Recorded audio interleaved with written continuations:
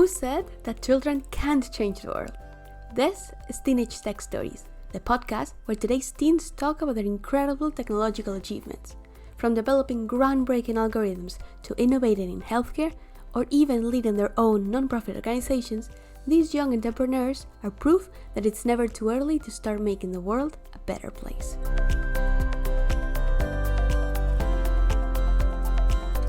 Hello and welcome to the second episode of Teenage Tech Stories. My name is Beatriz Valero and joining me for this edition is Emma Yang. This 12th grader is the founder of Timeless, a mobile app that helps Alzheimer's patients stay engaged and connected to their loved ones. Emma is also a 3-time Carnegie Hall performer, MIT solver, and TEDx speaker. The first thing I asked Emma was to introduce herself. Sure. So my name is Emma Yang. I'm 17 years old. I am currently in New York City. I've been here for the last 7 years now, but I'm originally from Hong Kong. I'm really passionate about, computer science and especially the ability for technology to spread social good and, making technology more equitable and more accessible as well. I'm the founder of Timeless, which is a startup that seeks to empower Alzheimer's patients using technology and AI-based technology. So the way Timeless works is that it's an app that uses facial recognition to help Alzheimer's patients, their caregivers, their loved ones, to stay engaged and connected with each other, and to help the patient recognize family members and to refresh their memory while staying, engaged with their loved ones. Outside of that, I really love history, I love languages, and I really love food, especially the food I grew up with. So that is me. Great. And what first inspired you to create Timeless, or how did you get started? I was inspired initially to create Timeless by my experience with my grandmother. So when I was growing up in Hong Kong, I spent a lot of time with her. She would take me out, to get food. She would take care of me after school. And when I was around 7 or 8 years old, she was diagnosed with Alzheimer's disease. And so it's made it, a lot harder for us to communicate, for me to, talk to her on a regular basis, especially since we are, now living in New York and we're so far away. And I really wanted to take everything that my family had been using to help her cope and put that together into an app. Because, we think of technology as being such something that's, touches so many parts of our lives, right? There's an app for that, is sort of that slogan. But then, a lot of people, especially the elderly, they're still really underserved by technology. I was looking at the App Store and my family's looking around for ways that we could help my grandmother. We really found no technological tools that was developed for Alzheimer's patients. And so I wanted to take everything that, my family had already been using. So for example, a whiteboard that we wrote her address, her phone numbers, doctor's appointments, the date, the time, things like that in her living room, an iPad that we used to send her photos. I wanted to kind of consolidate all that and put it into an app that could really help her connect with us and for us to, keep her posted on, what was going on in our lives. That's amazing. And so how does it work? Yeah, so we have something called a Timeless Circle. So a Timeless Circle involves a patient, a caregiver, and a loved one, a family and friends who can join Timeless. It's very caregiver driven, which is modeled after, my family, my caregiver who, helps to show my grandmother photos and update her whiteboard. And for a lot of families that we got feedback from, we wanted to make sure that it was a caregiver driven experience. And so the caregiver and the patient join Timeless. They can then invite family and friends.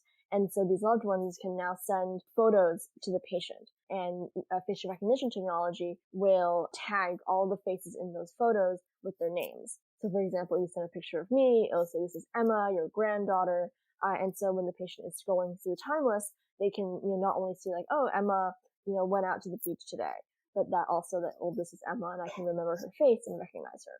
We also have, other, things that, other sorts of tools such as, reminding the patient of events, showing them, a picture phone book so they don't have to remember any phone numbers. They can just call or text really easily. And, all these different things that, incorporated, what is, how do we empower Alzheimer's patients to have some control and to, be able to stay up to date. So things like weather and doctor's appointments and, staying in touch with family and friends. That makes it really easy for them to do that. That's great. And so did your grandma get to use it, or what's the feedback that you've received? Yeah, my grandmother is definitely using Timeless. We use it to send her photos all the time. And we've also gotten, a really overwhelming feedback online too. Even before Timeless was launched, we were getting Facebook comments and Twitter comments all the time about how this is something that I wish I could have used with a family member that I who had Alzheimer's. So this is something I know someone who could really benefit from this. And it's all been really inspiring to see that kind of feedback. And to see how much, people, this is something that's connected with people and, something that they also recognize a need for something like Timeless and they're in their own lives. Since we've launched, we've been getting a lot of feedback through, I, help to maintain the app and, help to answer questions over email and getting feedback that way of looking at, well, how are people interacting with Timeless and what can we do better? Things like onboarding patients. That's something that we enhanced based on user feedback, seeing that sometimes it was confusing before to see, we have to register a caregiver and then a patient on a different device. That's something that we wanted to make even clearer. So we're constantly looking at things to enhance and, make sure that things are as easy to use as possible. That's great, and it sounds like you're really changing people's lives. Can you tell me a bit about the process of building the app? What was the most challenging thing for you? Yeah, Timeless was actually one of the first apps that I built ever from the ground up. I've been very passionate about coding since I was at quite a young age. I started coding when I was around 6 years old with a tool called Scratch, which was designed by MIT to teach kids about coding. It's like a drag and drop, and it's very animation based in games. But when I was around 10 or 11 years old, that's when I learned how to create apps for the iPhone and iPad for iOS. And that's when I wanted to, create something of my own. And Timeless sort of tied into that. It was the first time that I really created something that was based on entirely my own idea. And so, one of the biggest challenges really was the thinking not only about like, well, how do I create an app that I could maybe use on my phone, but how do we create something that is scalable? Something that if I could give it to someone who I've never met, who downloaded it from the App Store, how are they going to be able to use this as easily as possible? And that's why, when I first started building Timeless, I really wanted to make sure I had, a team of supporters and advisors who helped me. So I, actually cold emailed a lot of like CTOs and developers and UI UX designers. And a lot of them didn't reply, but the ones who did are a really integral part of the team today. Have been really supporting me and helping to guide me in this process a lot. So I think, the most challenging thing was sort of balancing that and jumping from, building something for my own family and then thinking about, well, how do I bring this to families around the world? How do I make this easy to understand and intuitive to people who are just downloading this for the first time?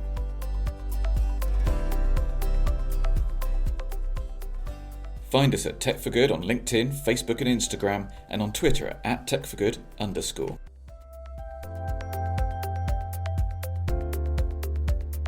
No, that's amazing. And on that note, I was wondering if you've ever felt overlooked because of your age or anything else, or if you feel well received. I think, I've seen, so much, positive feedback and support from, around the world. And it's been a really motivating process. But I think that as an entrepreneur, you already receive so much. There's so many, roadblocks often and challenges, right? Especially when it comes to getting funding, convincing someone that they should give you money to expand your idea. And that was even more challenging for me as a young person, a young girl who was an entrepreneur and is trying to push my idea and persuade people that not only am I really serious about creating Timeless, but I also would like the funds and need the funds to actually bring Timeless to people around the world. And so I think that, my age definitely made things a challenge at times, but I think it's also, one of the things that perhaps gives me what's unique about me as a founder, right? Mm-hmm. That I think young people have this, optimism of, what is possible rather than what might not be possible. And I think that was what really has driven me to keep on persevering through all these challenges and through creating Timeless. Yeah, definitely. And obviously you've received a lot of attention, a lot of awards. I read that you were the winner of the MIT Soul Brain Health Challenge. So that's really amazing. I was wondering, what do these recognitions mean to you? Yeah, it definitely means a lot, really a lot for me to have, been recognized in this way, especially, with, receiving funding through these competitions that I participated in. I meet so many amazing founders at each of these events. And it's really an honor to, be recognized as someone who, is just as legitimate as an entrepreneur as them and whose idea is recognized by other people as being significant and one that, we have to, expand on and, to help people around the world. And so I think that it was really a vote of confidence to really get these awards and to be able to take the funding and really push Timeless out.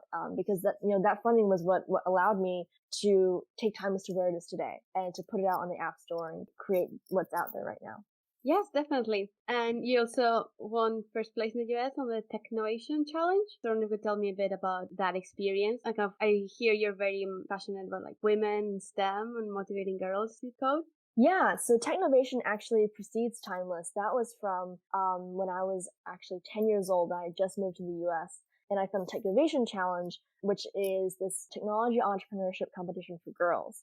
And what you do is that they have you develop a prototype, a working prototype for a mobile app, and then to develop a business plan behind that. And I think that Technovation was a really, really amazing experience. It was so inspiring to see all of these different girls from around the world all solving problems in their communities, using technology and using mobile apps. And then all of us learning together how to develop business plans, how to what's your target audience, how to do market research, how you actually create something that is viable that you could put out there as running business that's behind an app.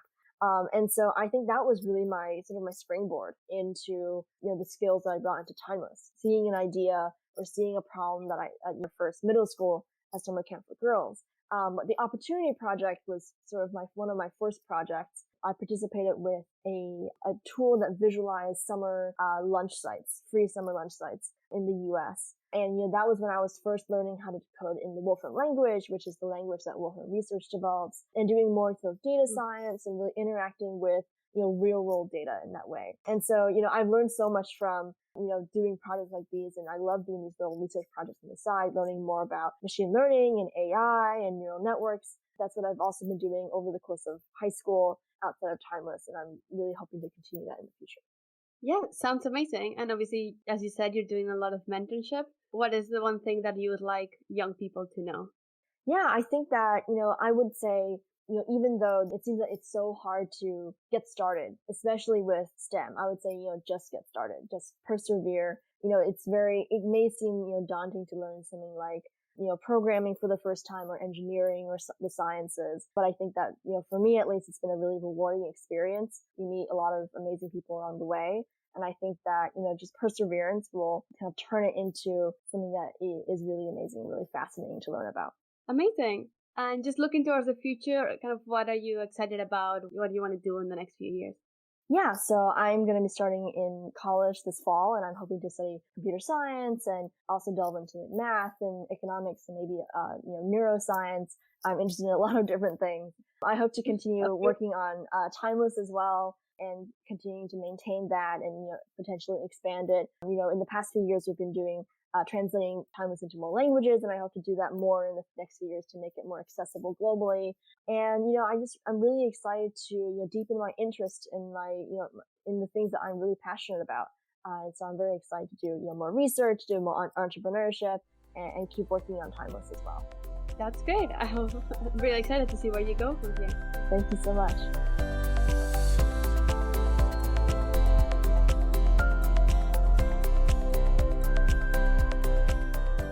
Thank you for listening to this episode of Teenage Tech Stories. Like, review, subscribe, or visit us at techforgood.net to read more about today's guest and other incredible people who are using technology to make the world a better place.